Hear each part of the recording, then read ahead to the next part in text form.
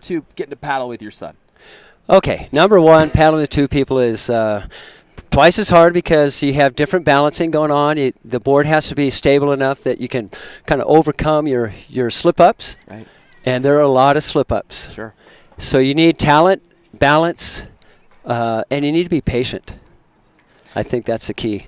And talk about how between the camaraderie, I mean, you guys have to be in sequence. We saw you guys as you came in paddling on opposite sides, kind of, and then switching at the same time. What's the communication like on a tandem? It can get kind of dicey because once someone has difficulty on the left side, he wants to paddle less. So the right side is his preferred side. So he may want to go 10 strokes on that and only 5 or so on the left.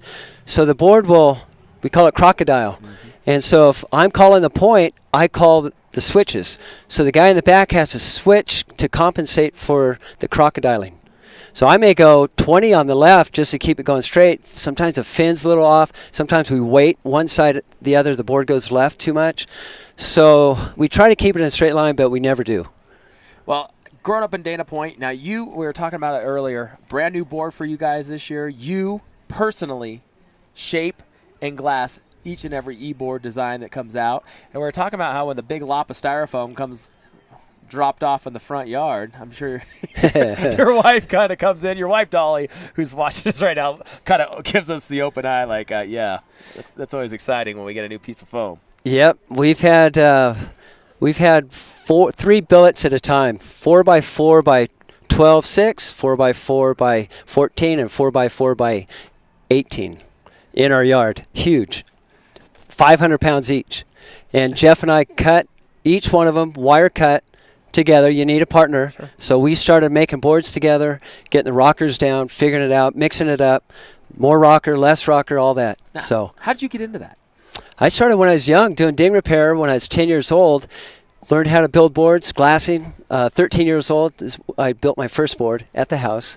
Always loved building boards, and then got into a factory when I was 18. So is this one of those things where you're like telling your wife, hey, this board's only going to be in the kitchen for a couple of more hours or a couple more days?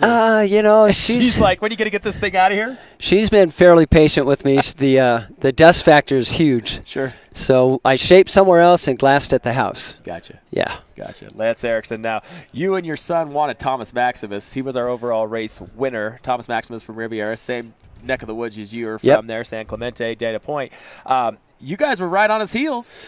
We had him. We cut through the rocks. He went outside the rocks. I thought we were going to get him. Yeah. And he put the motor, and he saw us coming. I think Dave Don from King said, hey, Maximus, E-Boards is over there. He looked at us, and he was gone. He was gone. He would not have second place. No way. It's always a battle between Maximus and the Erickson tandem deal. We've got a rivalry going. You do? Yeah. And what's the score right now? Oh, he's won every one. But today was the closest we've been yet. But it's going to happen. I hope it does. Yeah. I really do. I think we need to go to a narrower board. Oh, you're going to new design in the works? Yeah, I think so. Okay. Yeah. You want to let us in on a little bit of it? Or? Narrow. Yeah. I believe that narrow is faster, but it's tippy. Yeah. And so with perfect conditions like today, it's totally doable to go 24 to 26.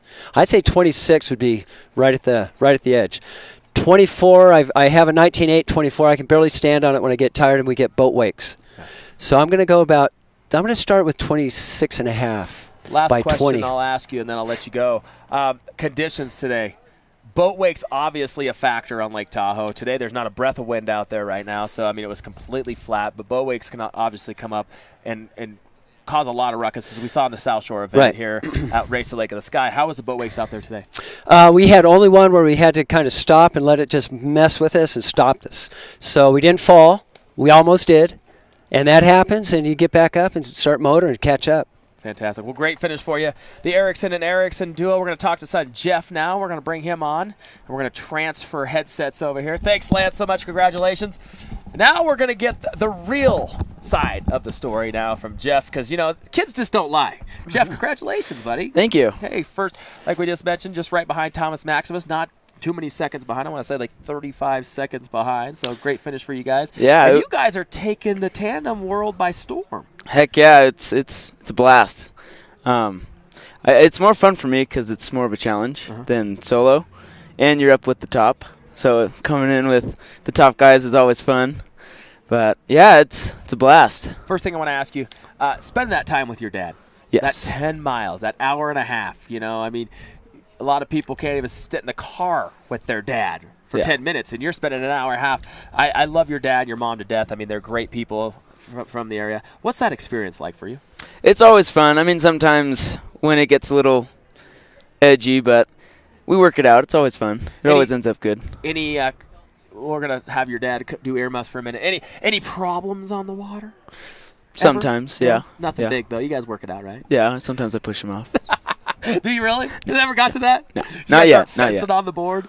Now your dad, shut up. Your dad's always on the back. Yeah. Kind of directed things. Have you guys ever switched positions? We have, and it's a lot different. I like the front. I don't know why. It's just I've always liked the front. The back is more telling the guy in the front what to do, and my dad likes to give orders. So when I try to give him orders, it doesn't work. They don't listen to us, do they? No. But let's talk about the turns now. We got to see a lot of the tandem turns. You know, we saw Maximus come in, turn real wide. You guys had a better turn than Maximus on that final buoy turn. And there's a lot that goes into turning a board with two people on it. Yes. It's a lot of front steering. The front steering is the biggest turning around buoys or turning it in general. But other than that, we've tried getting back, and it doesn't work. But you just have to have a good, strong handle on it because it can tip you. Yeah. How's your experience been so far, the Tahoe Nalu? It's epic. Great event, isn't it? It's awesome. Kings Beach. Well, from Dana Point, California, Jeff and Lance Erickson, congratulations once again. Now, what's your next race? Are you guys racing tomorrow? I'm going to do the 4 mile tomorrow solo. So I need to find a board, actually. Yeah? Yeah. Any boards out there? Anybody have a board, inflatable? I got a piece of plywood in the back. Would that work? Perfect. I just need a fin. We'll strap a fin to that, maybe put you out. But congratulations today. A great finish in the distance race, 10 miles. And I'll tell you what, think the world of your parents. And I'll tell you what, everything your dad has done with the board design and then you guys getting to share that time is very, very special. Yes. Cool. Jeff Erickson, everybody. Thank you so much. Congratulations. Look for these two at Battle of the Paddle coming up in late September. Always a battler for the top position. So we're going to talk with more athletes coming up.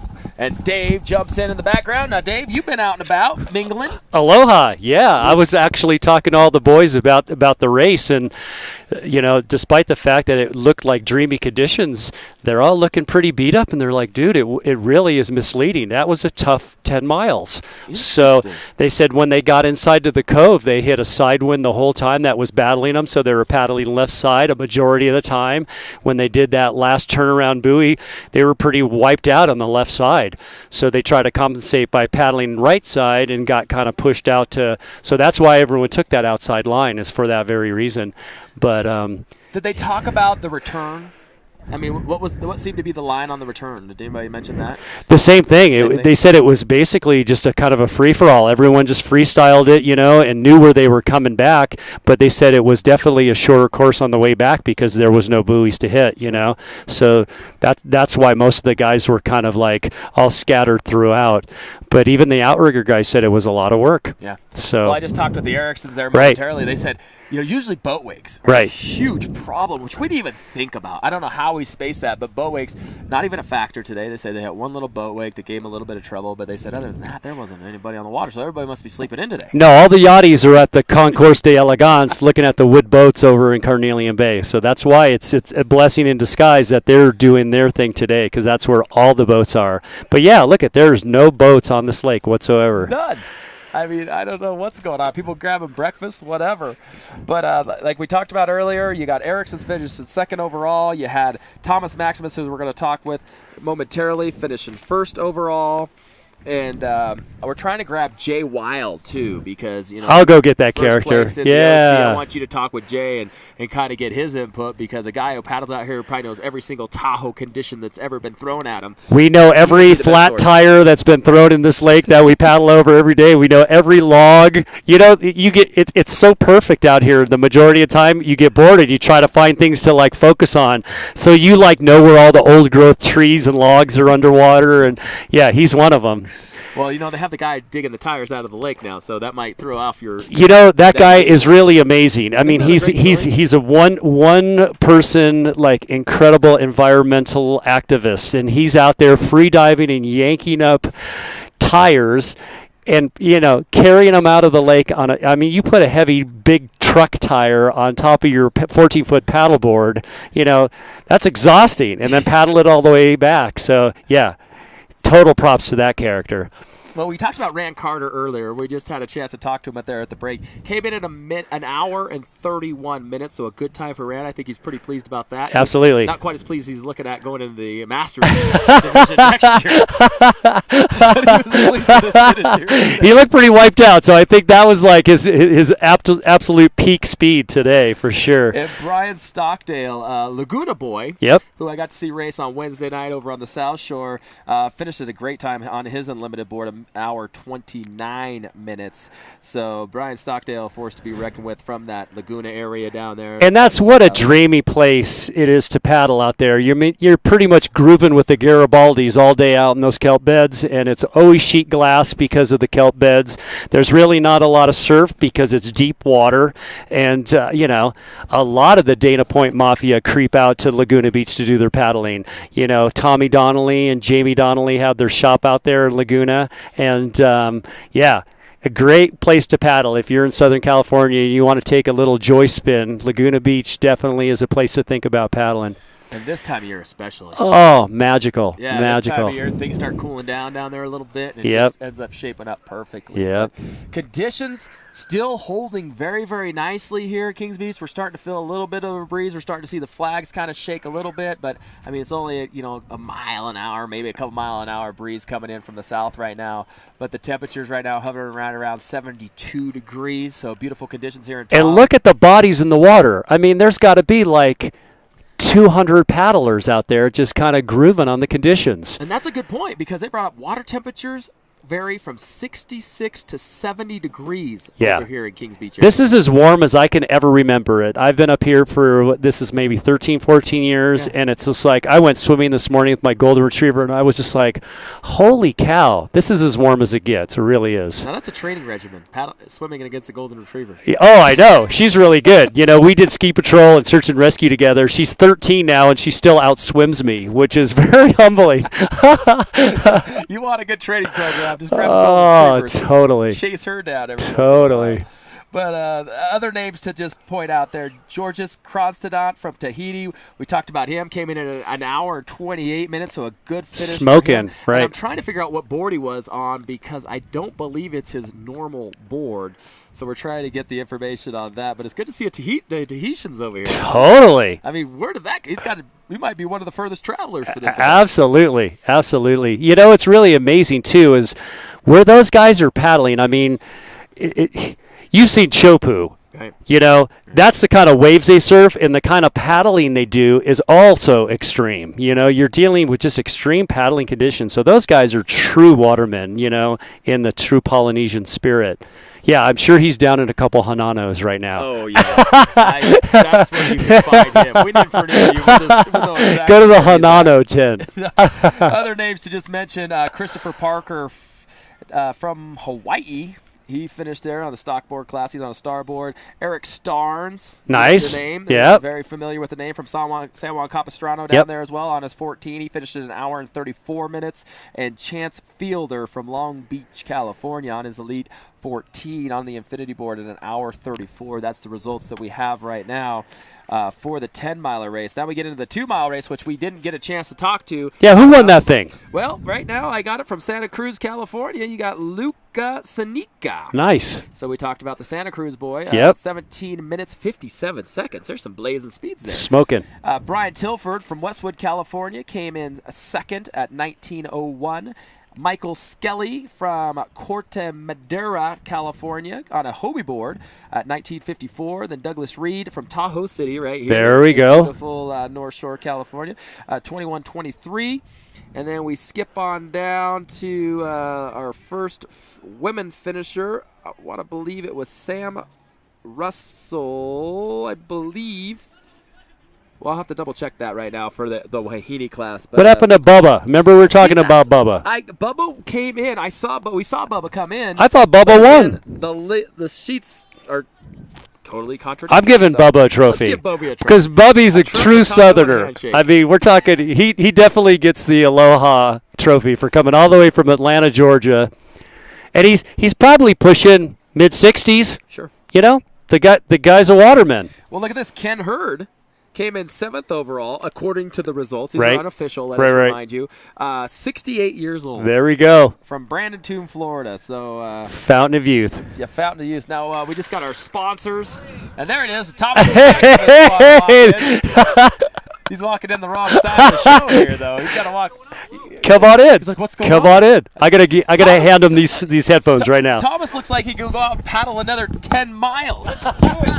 Let's do it. Let's do it. Joined now by the Hulk, Thomas Maximus from San Clemente, California. Hey, congratulations. First overall again. You're kind of getting used to that, aren't you? Thank you very much. You know what? The conditions were absolutely perfect today, especially, for my board, my type of racing. Scenery was phenomenal, but yeah, all in all, perfect. And you know what? Besides me, there was a lot of people that really impressed me out on that field.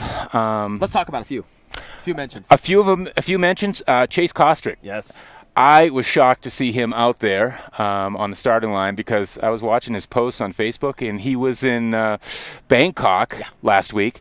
Flew in, saw his post last night. He flew into San Francisco. So we flew from Bangkok to San Francisco, then drove all night, came here, and I thought for sure he was going to sit today out. So the guy's battling with jet lag, now altitude, and shows up on the starting line, and then I'm battling him for the first turn. So, well, who won the first turn? Because we had kind of a we were pretty neck and neck. He was like Chase was out in front of you, no? Yeah, he might have been at that first turn. I was like, it's a long race. And to me, it does. I don't need to be rubbing carbon with him on the first turn. And you're not really known for your strength of starts, to be honest with you. No, I think I am. Actually, I usually get out. Yeah, no, I get out clean. My goal is always. I'm not so concerned about the first turn. I usually just avoid any tangle ups. I don't need anybody slashing my boards because I know it's a long race. But I do pride myself on getting out front. So I usually, I think coming to the first turns, because I have to, especially I'm racing with smaller boards to avoid the clang up. Because, last month at the El Dorado 5-miler, first turn, that was a lot of turns. I think I did like 12 turns. I busted out the unlimited. But I knew if I didn't get to that first turn first, it was going to be a mess because I was going to get T-boned by 14s and 12-6s and everything else. But like what Dave was talking about, the thing you're known for is consistency.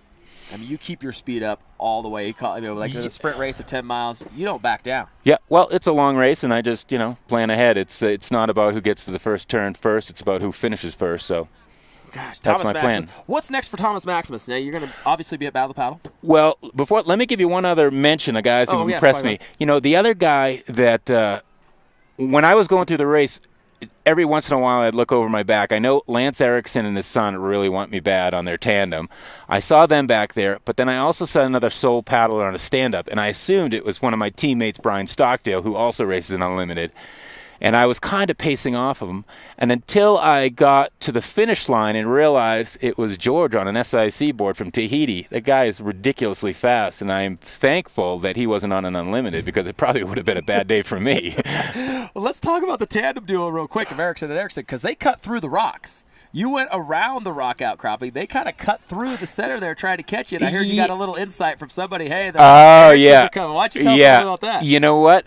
Dave Dahm, he was paddling, I think, in the short race, and he's like, all right, Thomas, way to go. And not too long after I passed him, I heard him say something to somebody else, like, yeah, go get him or something. And I turned around, and, yeah, it was Lance and his son, and they were digging deep, and I wasn't going to make it a good day for them. We had to close that door, but I know they were frothing to get in front of me. Well, just so you know, I think that's on the top of their bucket list. Oh, I know it is. Thomas Maximus I know it is. one time. They talk about it every day, and I think they just admitted actually on this show that they've lost to you every single time. Yeah. But they're gutted for you. Well, I think at this point they're probably going to have to wait unless they want to. I would say probably the BOP. That's where they're going to have to train up for that. BOP, and I'm not afraid to tell them where I'm going to be. Chat Jack in October 31-mile race. A lot can happen in that, so I'll be down there in the end of October. Who would you say would be your strictest competition in the Unlimited class? I mean, Rob Rojas obviously comes up. That name comes up. Danny Ching. Yep. It's not. Yep. It's a fierce world. Yeah, those guys are. Yeah, Rob's a beast. Danny, I mean, there's not many guys that can beat that guy. He's just a freak. How's he doing now? Yeah, you guys are good personal friends. You guys talk Yeah. How's he healing up from his staph infection, everything like that? You know what? Gosh, that guy's been through so much besides doing a ridiculous amount of races with the outrigger. You know, he did the 100-mile Ola Mile. He did the Haviki Nui, which is a grueling race over in Tahiti. Then he did the Molokai Solo OC1. He did it also as a crazy amount of paddling. But then prior to the race, he had staph infection that laid him up. And then he actually had pneumonia, too, prior to Molokai. But he still jumped in there and figured, what the hell, I'll go out there and paddle 32 miles. With pneumonia. Yeah, with whatever, recovering from pneumonia. Now, he got a staph infection from a previous race, correct? Is that what it was? Yeah, I guess. So, and it was pretty serious, pretty gnarly, and it takes a lot to slow that guy down and keep him off the water. So, fortunately, I don't know, I think they tied him down for a couple days and kept him off the water and healed him up. That's pretty much what you have to do, right? Yeah. Tie him down with duct tape. Yeah, man. I'm looking for anything. Hopefully he's going to start having some kids soon because that usually slows guys down. But otherwise, I'm just looking at the back of him when he gets on an unlimited. His girlfriend, what a peach she is. She's fantastic. Phenomenal young lady. And they did set a date. I got invited. Yeah. Okay. So I was wondering if they did it's going down. Everybody's waiting for that day because that might be the only day you might can beat slow Danny him down. Is when he's getting married. Yeah. Heck yeah. I'm trying to drag him up for a bachelor party or something like that. Ooh, I'll set that up. Okay. We'll arrange that. If you want to come for Danny Shane's bachelor party, just join us. Hey, Thomas, real quick, Riviera Paddle Surf, lots of new designs. Dave and I were talking about it, all the new ingenuity coming out. Tell us about what's happening there with Riviera. You know what? The guys there, they are just so committed on innovating and trying different stuff. I'm bummed I missed out. Actually, some of the stuff I wasn't even aware of. I was just checking out the pictures on Instagram from the Outdoor Retailer show. But with regards to their paddles are insane, but then they're always trying to one-up it. The bump paddle I absolutely love, and now they've added some that I just learned about was all the different graphics and so forth that look so cool. And they're all, unfortunately, just like prototypes. Like, I can't even get one. I'm trying to snag one myself, but they're like, hey, we got to keep these. They won't give it up. And then the latest are the innovating with the doors. You probably saw those, the surfboards, which are really cool. You can surf, generally if you're surfing a 9.6, you can jump on maybe an 8.0 door, surf that, works great in mushy waves and super fun just to paddle around. They're the first ones. They developed a yoga board out of that, which makes sense, super light, easy to put on. And now the latest, you probably saw me riding it, it was the first time trying it at the Wednesday night sup race, was a 14-foot door, which is an interesting concept. Most of our boards, race boards, are a combination between displacement hulls and planing surfaces. And Brad says, you know what? I'm saying it's a planing hull, and I'm going to maximize that. And he's like, I'm going to do this, and I don't care. And he did it, and everybody's like, wow. And so, yeah, be on the lookout. We got 12.6s, 14s. He ordered a bunch more. We're going to have an 18-foot door. You're going to have an unlimited. Hey, I'm going to have an unlimited door, and I'm going to have another 14 that I'm not going to look quite so silly on as I did on Wednesday. It's going to be an inch wider. He promised me it's coming. I'm going to have one. We're talking about Wednesday night sub series on the South Shore with the Brackett family right now, but in case you missed it, it was not very characteristic of Thomas Maximus' style. Yeah, I was a little pinched off, because the board's only 24 inches wide, and then it's got rolled rails and then the pad. So my stance was probably 20 inches wide, and so then my shoulders, I'm standing like, I don't know, I'd like to think like 6 or 7 inches within the width of my shoulders. It's probably exaggeration, but not a comfortable stance for me. And it sinks down a little bit because I'm not under 200 pounds. I'm a little kind of, What are you weighing now right now? I'm about 210. 220? 210, yeah. Solid muscle. Yeah. 210 solid muscle. But it's everybody else, everybody has an opportunity to try it. And the lighter guys that had been on it, the girls that had jumped on it, they're really excited. They're tripping out because it's something totally and radically different, and it just stays up on plane, and you're probably going to see a lot more of them out there. So it's an exciting little try it out, and let's just see what we can do to make a fast board. Now, what else is new in Thomas Maximus' life? Sarah Messina? Yeah, she didn't make it up for the race, but she's art. Charging, and she's paddling for Riviera. Now we got a new custom board coming for her. She's using her paddles, and yeah, she's just charging. So it's great to see, more girls get into it because, that's what we need. We need more girls in the sport, and there's such huge opportunities. So come on out. And it's good to see a good couple together like you and Sarah. Yeah. It's not everybody said, finally nice to see Thomas Maximus have a girlfriend, and that's it. She's a sweetheart. Right on. Well, thank you very much. She'll be stoked to hear that. Thomas, congratulations. Hey, thank you very much. First place overall, Thomas Maximus from Riviera. Now, are you racing tomorrow? I am racing tomorrow, although it's a tough one because I've had so much fun up here in Tahoe. You know, I've been here for a couple days, and we did a great 22-mile bike ride on the Tahoe Rim Trail, and then we were out rock climbing over here above Emerald Bay, and I was thinking about going biking tomorrow. But, no, I'm going to have to paddle. We'll probably do the relay and then get back on Monday, and then Thursday I jump on a flight, and then Team Riviera is heading up to Hood River. Right on, Hood River. A little paddling up there. They're blowing up there, aren't they? Oh, it's so much. There's just so many epic races, and it's just one after another, and get back on the ground. And then the other phenomenal race, if people haven't heard of it, is Round the Rock in the beginning of September. I think you're going, aren't you? Are you going to come up for? I'm trying to organize that right now. Man, it is so fun. We're going to paddle around Bill Gates' house or on Mercer Island. Maybe stop in, have a cocktail or something. Hey, Bill. Right on. Be in a minute. Yeah, I want to talk to him about some of these whole software updates because my computer bogs down all the time. I got a problem with that. That's why you go with Mac. Yeah, well, I don't know. Hey, Thomas, congratulations. Thank you very much. Pleasure. Thomas Maximus, always on the top of the Limiteds. We'll see him at BOP and along the way here. And I'll tell you what, great day here in Tahoe. Enjoy yourself, will you? Heck yeah. Thank you very much. Thanks, Thomas. And we'll get Dave back over here momentarily, but I think we'll go to take another break, and we'll be back with more from the Tahoe Nalu here 2013 at Kings Beach, California, courtesy of Supconnect. You're the man. You the man. Yeah, if you could make it up. Oh, that's a great race up there, Mercer Island. I'm working. Huh? You're working that weekend? I'm working on it. I'm Okay. working on it right now. I'm working on it with Mike. Dan Eberhard? Huh? Resort at Squaw Creek. Break out your board trunks and your beach towels. Warm weather and Tahoe summer fun is here. In this episode of the Lake Tahoe Experience, we'll take a look at just a few of the fun activities that await you during summertime in Lake Tahoe. One of the most popular ways to cool down during summer in Tahoe is on a fun and lazy float down the Truckee River. Truckee River Rafting is one of Tahoe's original raft companies, offering self-guided trips on the beautiful Truckee River for over 30 years. Make your way to Tahoe City and enjoy a